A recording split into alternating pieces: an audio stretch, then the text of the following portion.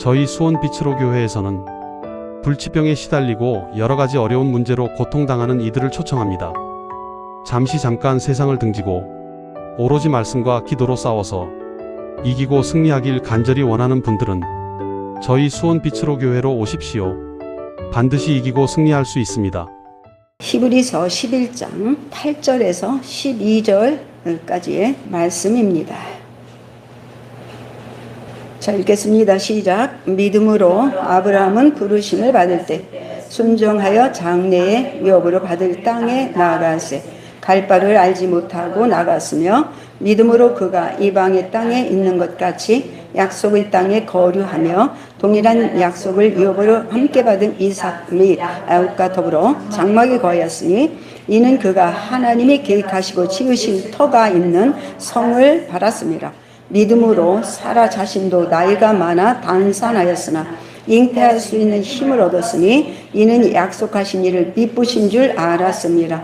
이러므로 죽은 자와 같은 한 사람으로 말미암아 하늘의 허다한 별과 또 해변이 무수한 모래와 같이 많은 후손이 생육하였느니라. 아멘. 아멘. 주님, 사도 바울이 창세기 말씀을 해석하신 내용과 포함된 내용을 주제로 말씀을 전하고 증거할 때 주의 성령이 함께 하시고 말씀을 듣는 이들에게 심령 안에서 전하고자 하는 그 말씀하는 바를 더욱더 깊이 깨달아질 수 있도록 역사하여 주시옵소서. 주님께서 이 시간에도 함께 하실 줄 믿사오며 예수님의 이름으로 기도합니다.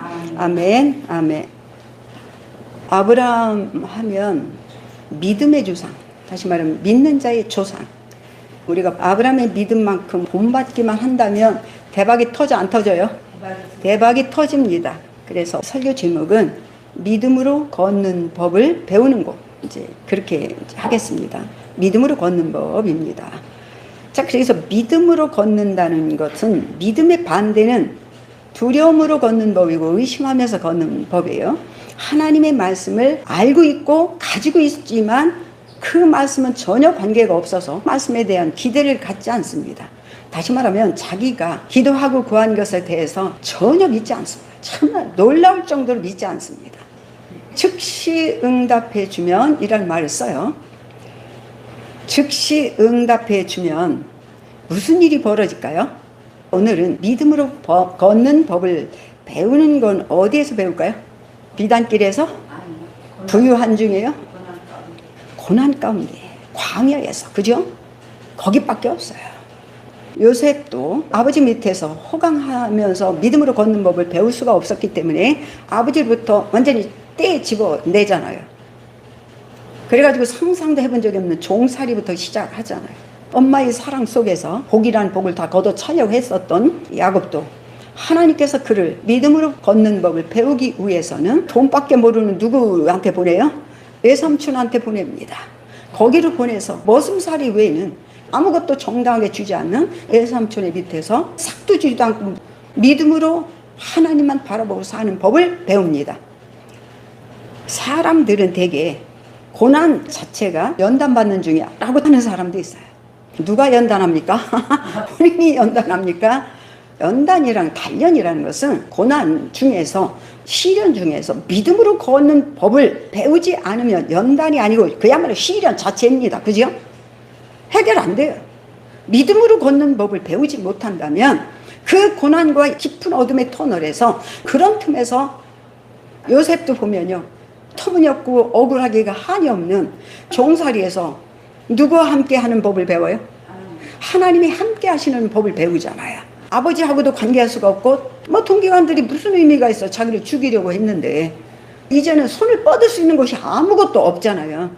아무것도 없으니까 하나님께만 손을 뻗는 법을 배우는 거예요. 그때부터 하나님만 의지해서 걷는 법을 배우는 것이 호강하는 아버지 밑에서도 아니고 형들이 좋게 여기서도 아니고 오직 주인의 말에 순종하지 않으면 죽을 수밖에 없는 엄청난 어둠의 곳에서 하나님과 그야말로 믿음을 따라 말씀을 따라 걷는 법을 배웁니다. 우리를 왜 광야로 이끄십니까?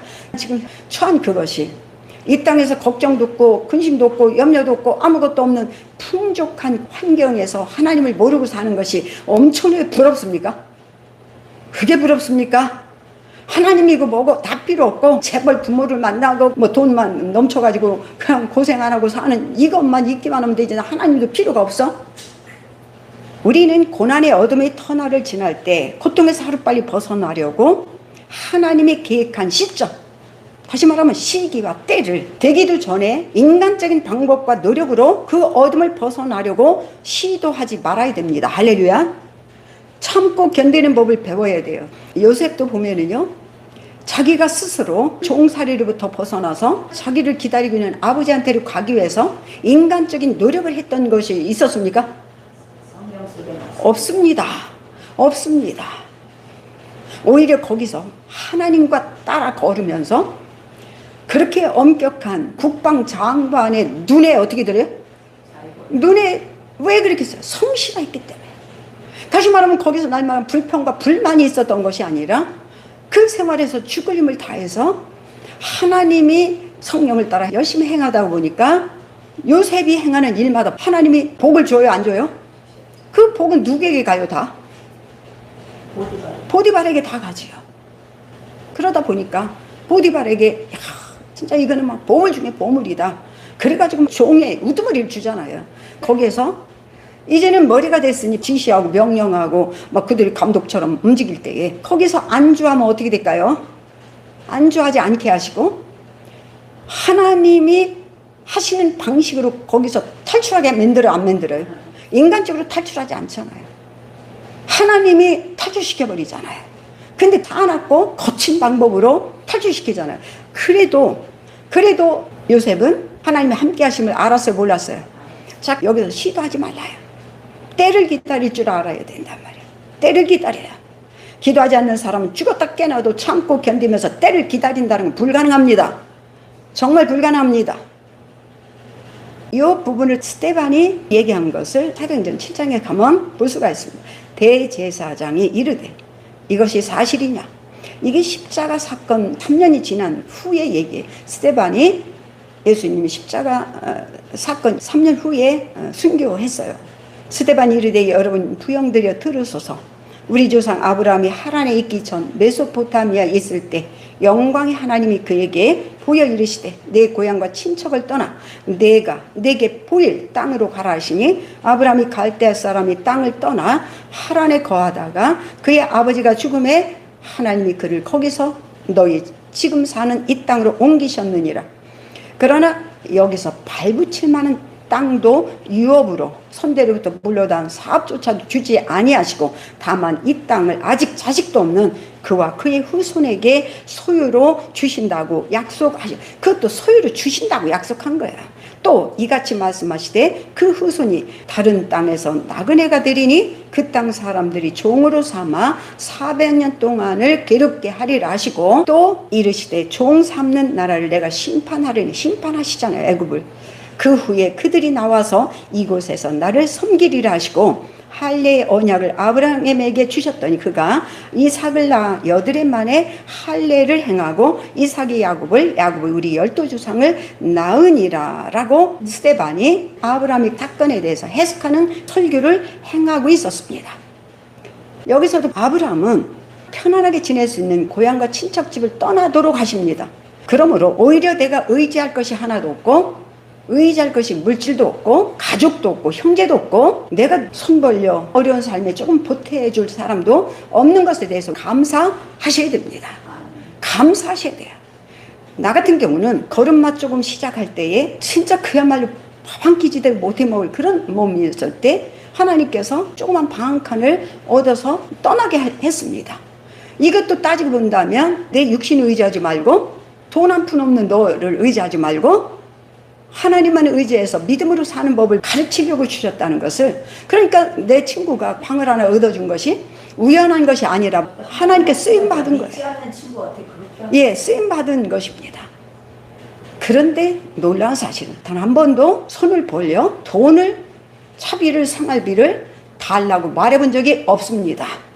딱 한 번 방송에 나가는데 옷이 하나도 없어서 아버지한테 달라고 하라는 적이 있어서 보냈던 적이 있었는데 아버지가 돈을 달라고 한 번도 하지 않는 애가 돈을 달라고 하는 거 보니까 꼭 필요한 것이 있는 모양이네 하고 보내. 난 뭐 때문에 달라고 얘기도 하지 않았어요. 만약에 내가 인간적인 수단과 방법으로 돈 없다 그렇게 했다면 믿음으로 걷는 법을 배웠을까 못 배웠을까요? 하나님은 나를 부모 밑에 거기서 끄집어내신 거예요. 그렇게 해서 이 험악한 이 몸으로 살게 하셨는데 내가 끝까지 의지한 거는 하나님이셨어요. 정말 돈 10,000원 한 장을 요구할 때도 주님 나 주세요. 월세 내는 그 돈도 내게 주세요. 내가 지금 당장 택시 타고 가야 되는 그 비용도 나 주세요. 주세요. 전부 모든 거를 하나님께 의지했습니다. 이 얘기는 내가 기도하는 사람이었기 때문에 가능해요, 안 해요? 그래서 가능한 거예요. 기도의 자리를 벗어나서 세상적인 방식과 수단으로 별짓 다 하겠죠. 사람들에게 어려운 것을 말하고 힘들고 어려운 걸 말하고 말해서 한 푼이라도 얻어서 돈 받으려고 수단과 방법과 다 하겠지요. 그게 믿음으로 걷는 법을 배우는 것이 아닙니다. 그건 망가진 것입니다. 그거는 망쳐버린 것입니다. 아브라함도요, 어려운 일을 만나요, 안 만나요? 만납니다. 그럼에도 불구하고 다시 고향으로 뒤집어 가는 일이 있었어, 없었어요? 안 갑니다. 왜냐면 고향으로 가면 거기서 보호받을 수 있단 말이에요. 그런데 아브라함도 말씀을 따랐고 이분도 선지자였기 때문에 선지자라는 것은 기도하는 자입니다. 당신의 믿음과 가치관과 윤리와 목표에 공감되지 않는 어떤 사람과 협력하거나 계약을 맺는다면, 다시 말하면 지금 신앙생활 하는 것이고 그리고 기도 생활 하는 것이고 예배 생활이 먼저가 되는 이것을 완전히 끊어야 되는 일들이 벌어지는데, 인간적인 수단과 방법으로 그 일을 하기 위해서 어떤 결정을 내리다가 예배로부터 멀어지고 기도로부터 멀어진다면 이것은 계략에 넘어간 것이다 라고 얘기합니다. 그런 계략은 우리 정서적 영적 에너지를 고갈시키고 시간과 자원을 좀먹어버립니다. 자, 그렇게 걸어보니까 무슨 일이 벌어집니까? 무슨 일이 벌어집니까? 얼마나 삶이 지겹고 힘들고 갈증이 온단 말이에요. 얼마나 힘들고 어렵습니까? 지금 믿음의 자리, 기도의 자리, 하나님이 원하시고 성령이 있게 하는 자리에 있다는 얘기, 없다는 얘기예요. 거기에 있지 않기 때문에 그 갈증이라는 건 말로 표현할 수 없어요. 오호라, 목마른 자들아 내게로 오라. 값 없이 돈 없이 와서 마시라. 지금 그런 자리에 있기 때문에 그렇게 어렵고 아무것도 없고 내일 또 월세를 낼 돈도 없고, 그럼에도 불구하고 늘 감사해, 안 감사해요? 늘 감사해요. 하나도 고민하지 않습니다. 그런데 빨리 부유해지려고, 빨리 편안해지려고, 빨리 그 어둠의 터널을 어떻게 자기 수단과 방법으로 넘어가 보려고 하는 계획의 형태를 띠고 있다는 것입니다. 믿음과 기도와 신앙이 먼저라는 것과 멀어지는 이런 계획은 모든 문제를 해결해 주며 모든 역경을 제거해 주리라고 생각하고 약속하는 것입니다. 혹은 어떤 특정인이 편하게 해주겠지, 필요를 채워주고 고독을 치유해 줄 듯한 인간관계를 요구하는 그런 방법으로 나타날 수도 있습니다. 그렇다면 이 시련이 언제 끝날까요? 그토록 옥죄기만 하던 시련이, 지금 여기서 얘기하는 건요, 이 시련이 끝난다고 하는 것은 믿음으로 지금 걷고 있다는 사람에게 대해서 얘기하는 거예요. 이 시련 중에 육신적인 방법과 수단으로 자기가 머리 쓰고 뇌 쓰고 별짓 다 하고 어떻게 넘어갈까 하는 사람에 대한 얘기가 아니고, 이렇게 시련과 어려움이, 고난이 자기를 옥죄고 삶을 힘들게 하는데도 불구하고 믿음으로 기도로 사는 사람이 그토록 옥죄게만 하던 시련이 여전히 시련 속에 있지만 그 시련이 더 이상 시련으로 생각되지 않고 내 삶을 짓눌러 힘겨웠던 일이 그렇게 느껴지지 않고 문제시 되지 않을 때 바로 끝납니다. 변한 건 아무것도 없는데, 하나님과 기도를 시작했을 때는 그 문제가 너무 힘들어서 기도했는데, 기도하는 과정에서 성령이 이끌어 주셔서 평안과 기쁨과 감사를 주시며, 그리고 성령과 말씀을 따라 행하다가 보니까 문제는 똑같은데 나중에는 그 문제가 문제로 보여요, 안 보여요? 문제가 문제로 보이지 않으며 나중에는 주님이 약속한 말씀이 문제보다 훨씬 더 크게 보여서 문제를 압도해요, 안 해요? 문제를 압도하다 보니까 처음에 그렇게 자기 바위덩어리처럼 무겁던 그 짐이 나중에는 짐처럼 느껴지지 않을 그때가 곧 문제가 내 눈앞에서 떠나가는 시점이 문 앞에까지 와 있다는 것을 의미하는 것입니다. 하나님을 온전히 의지함으로 압박이나 문제나 물질적인 것들에 대해 더 이상 옥죄지 않을 때, 똑같아요. 변한 건 없지만 옥죄지 않을 때, 그것들로부터 짓눌림을 당하지 않고 오히려 감사함으로 자유로워질 때 비로소 시련은 끝납니다. 고난은 끝납니다. 어려움은 끝납니다. 어둠의 터널을 벗어나게 됩니다. 그동안 자기를 지배하던 교만과 세속적인 욕구가 오히려 말라 죽을 때 그때 시련이 끝납니다. 그런 자는 세상이 감당하지 못합니다. 어떤 문제가 고난이나 어려움 속에서도 감사하는 자를 누가 당해낼 수가 있겠습니까? 어떤 상황에도 극도의 고난 중에도 말씀을 따라 믿음으로 걷는 법을 깨달았기 때문입니다. 성경에서 보면 고난과 시련도 하나님이 함께 동행하는 정상적인 삶의 일부분이에요, 아니에요? 요셉을 보면 특히 더 알아요, 몰라요? 그가 종살이할 때도 감옥할 때도 요셉은 거기에 짓눌리지 않고 주님과 동행함으로 항상 기뻐하고 감사했어, 안 했어요? 예. 모세도 야곱도 요셉도 하나님과 함께 고난의 길을 걸었습니다. 하나님이 왜 그냥 고난을 없애주면 되잖아요. 왜 고난을 거기다 놓고서 왜 거기를 틈을 거기를 어렵게 가게 만들으시느냐고요. 하나님이 뜻하신 때가 이를 때까지, 할렐루야. 하나님이 뜻하신 때가 이를 때까지, 그 뜻이 이루어지니까 그때까지, 이를 때까지. 다시 말하면 하나님을 의지하는 법을 배우지 못했더라면 불과 얼마도 못 지나서 뺏길 수도 얼마든지 있어요. 얼마든지 있어요. 이스라엘이 하나님 주신 가나안 땅을 점령하기 위해서요 39번의 전투를 치렀대요. 이해가 돼요, 안 돼요? 왜 그럴까요? 하나님이 주셨으면 다들 후를 나가야 되잖아, 그죠? 하나님이 가나안 땅 주셨으면 이스라엘 백성들이 가나안 땅에 들어가면은요, 아이고, 예, 오실 줄 알고 우리가 다 나갈게요. 다 나가는 게 맞는 거 아니에요? 우리가 생각할 때? 우리가 예수 믿고 병 고치고 예수 믿고 문제 해결하기 위해서는요, 그냥 믿기만 하면 저절로 다 흘러덩 벗어질 것 같지만 우리는 믿음으로 싸워야 돼요, 안 싸워야 돼요? 믿음으로 싸워서 져야 돼요, 이겨야 돼요? 말씀을 따라 해서 이겨야 돼요, 져야 돼요? 싸움하는 기간이 믿음의 형편에 따라 1년일 수도 있고 반년일 수도 있고 한 달일 수도 있고 일주일일 수도 있다, 그 말이에요. 일주일 만에 끝내기도 하잖아요. 저 같은 경우 일주일 만에 그냥 딱 끝내버리잖아요. 그러니까 이거는 믿음의 상황에 따라 달라지는 것입니다. 어떤 사람은 죽을 때까지도 믿음의 상황이 그거를 해결을 못하는 수도 얼마든지 있습니다. 대개는 하나님이 주신 가나안 땅인데 그들이 가나안 땅에 들어가면 원주민들이 두 손 들고 항복하면서 땅을 내놓고 다른 데로 도망가려고 생각이 쉽습니다. 우리도 마찬가지. 지금도 기도하면 뭐 즉시 왜 안 줘요? 기도하면 즉시 주면요 다 그렇게 하잖아요. 우리는 믿음의 싸움이라는 것이 바로 믿음으로 걷는 기간이에요. 이 고난 중에 주님이 함께 걸어가시는 거예요. 할렐루야.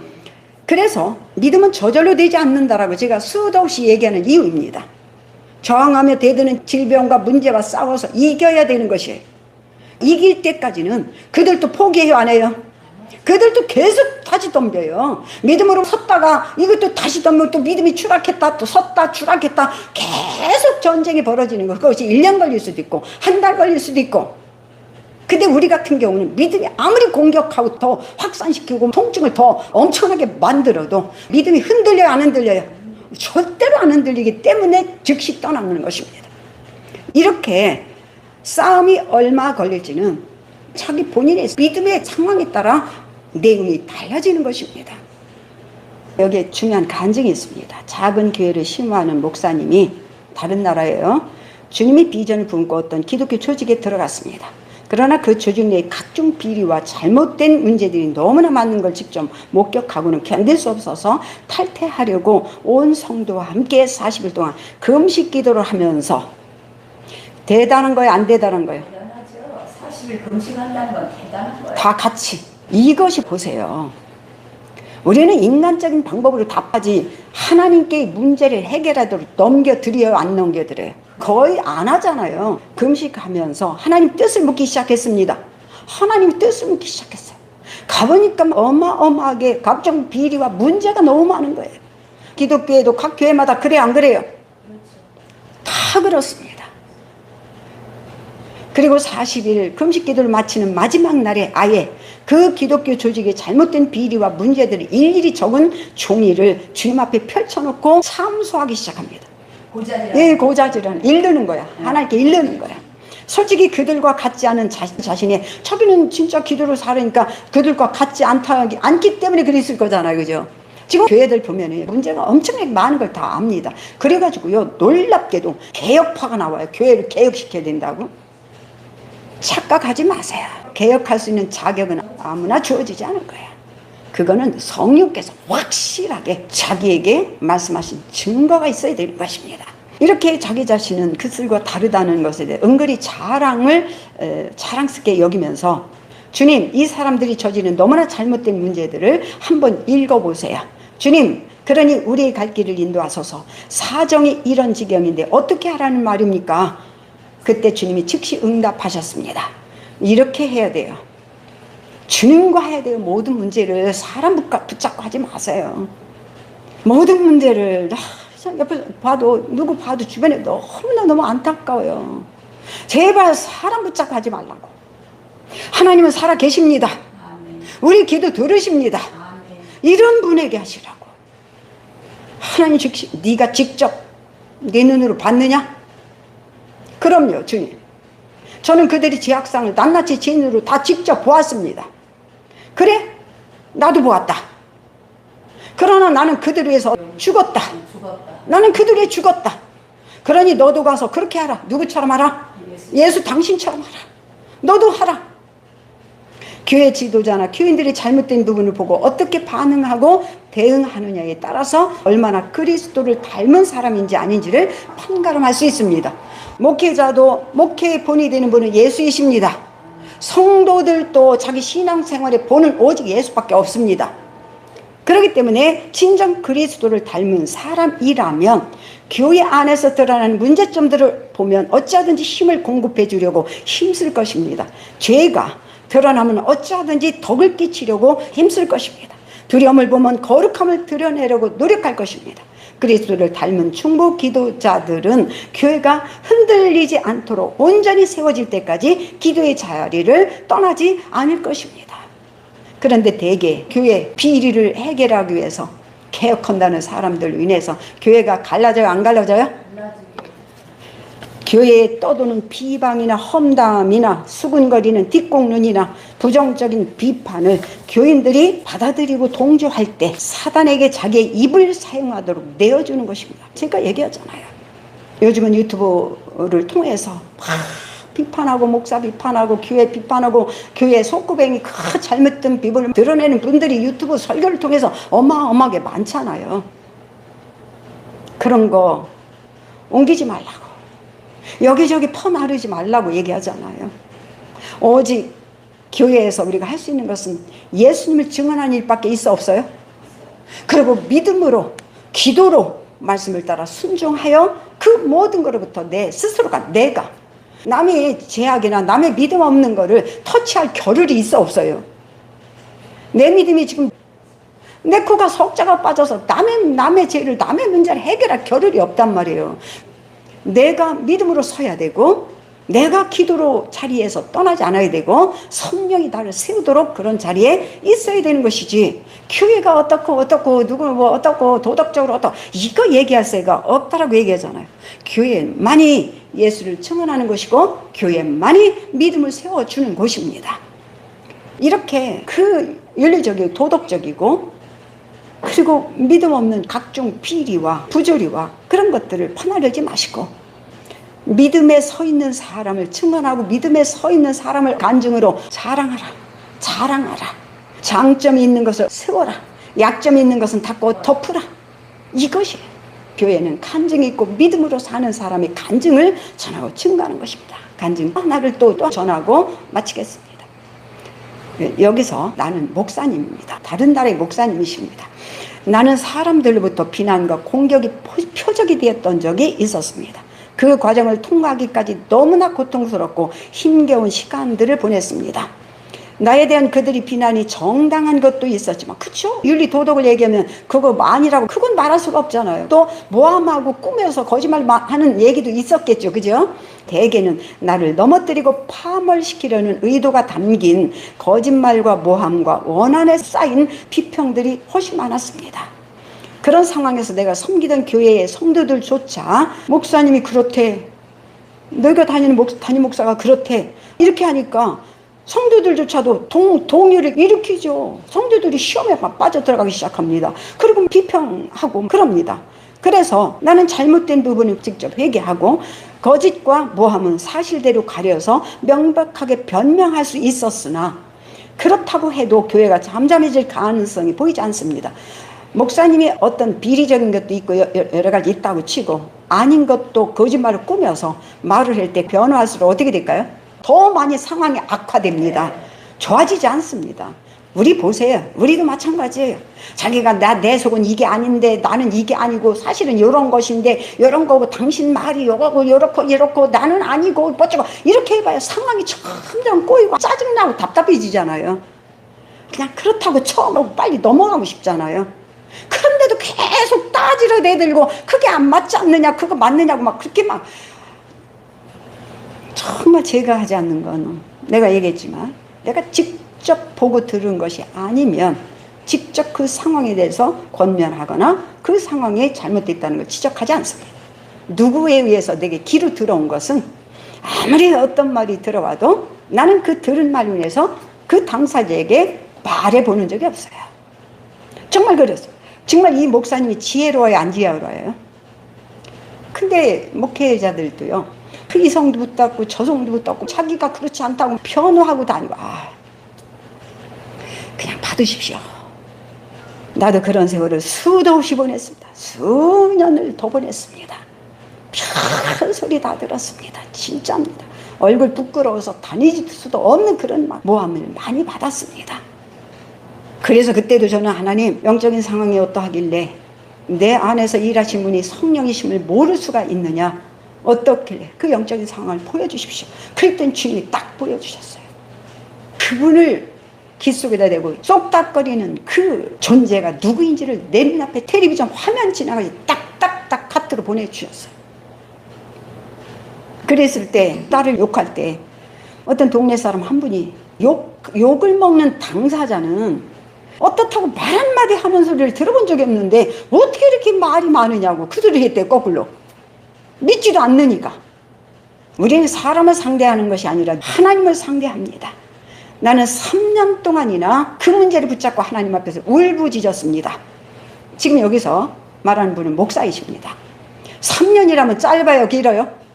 엄청 길잖아요. 욕하고 모함하고 정말 부끄러운 일이죠. 막 성도들조차도 막 자기를 이상한 눈으로 보고 막 이럴 때 얼마나 부끄럽습니까? 그러나 하나님은 나의 결박을 입증해 주시지 않았습니다. 대신에 그 문제를 통해서 하나님은 거꾸로 나를 변화하게 시키기 시작했습니다. 이건 기도줄을 놓지 않았기 때문에 가능한 일이 아니에요? 그렇죠. 기도 자리에 있었기 때문에 가능한 일이에요. 자기가 변호로 돌아다니고 자기가 따지러 다니고 자기가 결백을 주장하러 다니고 그런 사람에게 하나님이 뭘 변화시켜요? 하나님은 숨겨진 은밀한 부분들을 들춰내기 시작하고 만지기 시작했습니다. 누구의 은밀한 부분은? 자기의. 상대편도 인해서 고백하고 있는 그 분에게 자기의 은밀한 부분을 지금 보여주기 시작합니다. 그리고 또한 성령이 만지기 시작해요. 상처와 아픔을 치유해주기 시작합니다. 그러자 문제의 핵심이 뚜렷하게 내 눈앞에서 드러나기 시작했습니다. 이것은 결백을 입증해야 하는 문제가 아니라 나의 자존심에 관한 문제였다는 걸 주님이 말씀해 주셨습니다. 주님은 사람들이 비난과 혹독한 비판을 통해서 내 영혼의 상태를 훈련하고 성장시키려고 누가 하셨다? 하나님이 거꾸로 하셨다. 이게 기도의 자리에 있었기 때문에 가능한 일이고, 이런 변화는 축복 중에 축복입니다. 다시 말하면 그들이 모함과 자기를 비판하고 판단하고 욕하고 할 때는 모든 것들을 하나님은 거꾸로 이를 연단하기 위해서 어떻게 했다? 사용했다. 그거를 없앤 것이 아니라 그 부분을 통해서 마음을 만지고 있었다는 얘기예요. 이렇게 됐다는 얘기는 기도의 자리를 절대로 떠나지 않았기 때문에 가능한 일이고, 그 문제를 누구 손에 올려놨기 때문에, 하나님의 손에 올려냈기 때문에 가능한 얘기라는 사실입니다. 그것은 결백을 입증해야 하는 문제가 아니라 바로 나의 자존심에 관한 문제였다는 걸 주님이 말씀해 주셨습니다. 주님은 사람들이 비난과 혹독한 비판을 통해서 내 영혼의 상태를 훈련하고 성장시키려 했던 것입니다. 성령님은 내가 비난이나 비평이 얼마나 쉽게 흔들리는지 너무나 잘 알고 계셨으며, 그런 부실하게 짝이 없던 내 자존감을 똑똑하게 보여주셨습니다. 목회를 크게 하셔야 될 사람이라면 누가 조그만 욕 한마디만 하고 자기를 조금 비유만 건드리고 자기 약점을 조금만 지적해서 홀랑홀랑 막 따지려 대들고 하는 사람을, 목회자 큰 사람을 쓸 수 있어 없어요? 절대로 못 씁니다. 이분은 벌써 기도의 자리에 있었기 때문에 3년이라는 건 짧은 것이 아닙니다. 그동안 믿음으로 무장되어서 항상 마음이 평안하다고 생각했던 자긍심이 얼마나 허무맹랑했던 것인지 깨닫기 시작합니다. 다시 말하면 자기는 무슨 일이 없었기 때문에 뭐예요? 자기가 평안하다, 아무 일 없어, 모든 사람에게 평탄한 중에 자기는 그랬는데, 이렇게 문제가 발생하고 보니까 자기의 평안했던 마음이 하루아침에 완전히 뒤집혀버리기 시작하는 거예요. 성령님은 내가 비난이나 비평의 말에 얼마나 쉽게 흔들리는지 너무나 잘 알고 계셨으며, 그런 부실하게 짝이 없던 내 자존감을 똑똑하게 보여주셨습니다. 결국 마음의 평안이라는 것도 다른 사람들이 나를 믿어주고 인정해주기 때문에 가능했었다는 걸 깨달았습니다. 정말 다른 사람들이 비난과 혹독한 비평 앞에서 주님의 평안조차도 물거품처럼 사라지는 걸 알아서 밤에 잠 못 자. 분하고 억울해서 못 잡니다. 그래서 제가 흔히 얘기잖아요. 욕을 안 먹는 방법은 욕을 욕으로 받지 마라. 예, 받지 마라. 모욕을 안 당하는 이유는 모욕을 모욕으로 받지 마. 내 것을 만들지 마라. 그냥 거기서 버려버려라. 이것은 마음의 연단이 강력한 사람이 아니에요. 그래야 되죠. 쉬운 사람이 아니에요. 지금 얘기하잖아요. 얼마나 자기의 이 마음의 자존감이 얼마나 부실했던지를 봤겠다고 얘기하잖아요. 그러니까 내 마음의 평안도 주님을 믿는 믿음에서 온 것이 아니라 사람들이 좋은 평가에 의존되어 있었음을 주께서 똑똑히 보여주셨습니다. 정말 너무 감사해요. 나는 이 간증을 만났을 때 정말 너무 감사했어요. 나도 그 과정을 넘어왔고 지금도 가고 있는 길이었고 앞으로도 무슨 일을 만날지 알지 못하지만, 그리고 내가 그걸 지금까지 가르치고 있잖아요. 모욕을 안 당하는 방법은 모욕으로 여기지 말고, 욕을 안 당하는 방법은 욕으로 여기지 말고. 그런데 보세요. 내가 상처받았다고요? 내가 모욕을 당했다고요? 당신이 모욕을 주고 당신이 상처를 준 일이 엄청나게 많잖아요. 왜 상처를 주고 왜 모욕을 줍니까?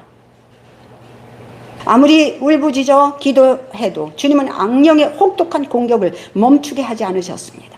주님도 그것을 통해 나 자신을 강하게 훈련하고 그리스도를 닮는 사람으로 변화시키는 목적에 도달할 때까지 공격을 멈추게 하지 않았습니다. 너무나 쉽게 마귀에게 휘둘림 당하는 바로 그 약한 자존심을 죽이기 위해 혹독한 훈련과 과정을 통과시켰습니다. 통과했다는 얘기는요, 말씀을 따랐고 주님 앞에 그 문제를 손에 놓여있기 때문에 가능한 일이에요. 기도의 자리를 절대로 움직이지 않았기 때문에 가능한 일이에요. 이제는 사람들의 혹독한 비난과 억울한 평판에도 전혀 흔들리지 않습니다. 이 지금 목사님 고백이에요. 사람들이 말해 말 한마디 좋은 소리 들으면 막 또 기뻐서 어쩔 줄 몰라고, 괜히 막 자기를 조금만 자존감을 건드린 말을 들으면 막 그냥 막 근본에 코 크러져 가지고 난리가 버거 얼굴이 붉으락하고, 그렇게 하지 않는 사람으로 우뚝 서게 되었다라고 고백합니다. 주님의 섭리가 얼마나 놀라운 일입니까? 결국 내 안의 억울함과 깊은 상처는 결백이 밝혀지기도 전에 그들을 용서함으로 치료가 됐습니다. 지금 그들하고 그 결백은 관계가 있어 없어요? 내가 다 바꿔져 버린 거야. 내가 다 바뀌어졌어요. 그래서 진정 용서는 용서받을 사람이 용서받을 자격이 있느냐 없느냐 하는 문제와는 전혀 상관없는 일입니다. 용서란 오직 사랑의 행위이지 정의와 관련된 행위가 아니기 때문이에요. 상대편이 옳고 그른 행동에 관계된 일이 아니에요. 사랑은요, 허물을 덮는 것이고 용서하는 것입니다. 할렐루야. 그래서 복음이란 사랑과 용서예요. 복음의 핵심은 사랑, 복음은 사랑과 용서입니다. 이건 아주 붙어 있는 거예요. 예수님이 인간에 향한 불평과 분노와 복수심을 버리시고 홀로 쓸쓸히 십자가에 내맡겼을 때 인류의 구원이란 엄청난 은혜가 주어졌습니다. 우리는 주님이 하신 방법을 초월해서 세상의 불의를 이길 방법이 없습니다. 근데 세상의 불의를 이기겠다고 무슨 일을 저질러요? 불의를 저질러요? 안 저질러요? 불의한 사람보다 더 불의하고 부정직하고 불법을 행하고 있잖아요. 어떤 무고한 비난과 비판도 내가 그들과 마주서서 비판하고 변호하고 대항하지 않고 주님 앞에 엎드려 울부짖고 호소하다가 그들이 변한 것이 아니라 내가 그리스도를 닮아가는 사람으로 변한 것처럼 우리는 그리스도가 하신 방법과 다르게 행동해서 악을, 지금 현재 문제를 이길 수가 없습니다. 그렇기 때문에 우리는 문제가 아니고 내가 지금 짓눌린 게 짓눌림의 문제가 아니고 내가 지금 말씀을 따르지 않고 기도의 자리를 벗어난 것이 문제일 뿐입니다. 예수님이 아버지께 모든 걸 맡겼듯이 어떤 불행한 문제도 하나님의 손에 넘기면 모두가 긍정적으로 바꿔 우리 모두를 함께 유익하게 사용하십니다. 그러니까 비난과 비판의 전투가 끝나려면 빨리 결백이 밝혀져야 되는 게 아니고 빨리 주님께 문제를 맡겨버리고 말씀과 기도 안에 들어와서 주님이 계셔야 될 그곳에 있으면서 기도하면서 말씀을 따르면서 참고 때를 기다려야 되는 것입니다. 이제는 어떤 비방에도 휘둘리거나 평안을 놓치고 흔들거리지 않습니다. 이제는 사람들이 충상모략하면 할수록 그들이 말에 길을 닫고 하나님께 밀착시킵니다. 말씀과 기도에 밀착시킵니다. 하나님께 더욱 가까이 다가가 그의 음성에 귀를 기울이게 되었습니다. 나의 힘든 역경은 못난 우리의 자아를 죽이는 과정이었고, 할렐루야, 하나님을 진심으로 사랑하게 만드는 놀라운 축복의 통로였습니다. 그러므로 자기를 지금까지 모욕하고 헐뜯고 욕하고 비난했던 그들에게 사실은 뭐 해야 돼요? 감사해야 됩니다. 감사해야 됩니다. 그들이 없었더라면 이분이 정말 3년 동안 눈물로 주님 앞에 엎드려 기도했겠어, 안 했겠어? 할 이유가 없어요. 평탄한 사람은 그래서 고난 중에 뭐를 배운다? 믿음으로 걷는 법을 배우는 거예요. 고통 중에 믿음으로 걷는 법을 배우는 것입니다. 그래서 이 목사님의 간증도 고통 중에 믿음으로 걷는 법을 배웠으며 믿음으로 걷는 법을 배운 사람은 요셉을 마지막으로 말해 봅시다. 요셉을 얘기했는데 어땠어요? 자기를 죽이려 했던 형제들을 오히려 거꾸로 그들이 벌벌 떠는 그들을 어떻게 했어요? 당신들이 나를 이러고 하는 게 아니라 하나님이 나를 하셨다. 다시 말하면 당신들이 한 것이 아니고 당신들을 통해서 하나님이 하신 것이다. 그러니까 아무것도 걱정하지 말라고. 이것은 승리한 자의 넉넉함이기도 하지만 이 고난 중에 뭐를 배웠기 때문에? 말씀과 믿음을 따라 사는 법을 배웠기 때문에 거기에서 누가 깨졌다? 본인이 깨지고 용서하고 사랑하는 법을 배웠기 때문에 가능한 일입니다. 그래서 범사에 감사라는 주님 말씀은 언제나 진리가 되시고, 그리고 고난 중에 믿음으로 걷는 법을 배운다는 것도 역시 진리가 되십니다. 할렐루야. 설교를 마치겠습니다. 기도하겠습니다. 오늘도 정말 너무나 귀중한 믿음으로 걷는 법을 배울 때는 고난 중에, 그리고 어둠의 터널 중에, 고통 중에 하나님과 더 밀착하고 그 문제를 하나님에게 다 넘겨드리고 하나님이 응답하시는 그때까지 참고 견디는 과정에서 자기가 변화되고 자기가 그 모두를 용서하고 그 모든 것을 사랑할 수 있을 때 바로 끝이 난다는 사실을 오늘 말씀을 통해서 전하고 증거했습니다. 설교를 듣는 모든 이들이 복음은 사랑과 용서라는 것을 다시 한번 기억하게 하시고 회상하게 하시며 이 설교를 듣는 모든 이들에게 하나님의 축복이 넘치도록 역사에 주시옵소서. 예수님의 이름으로 기도합니다. 아멘. 아멘.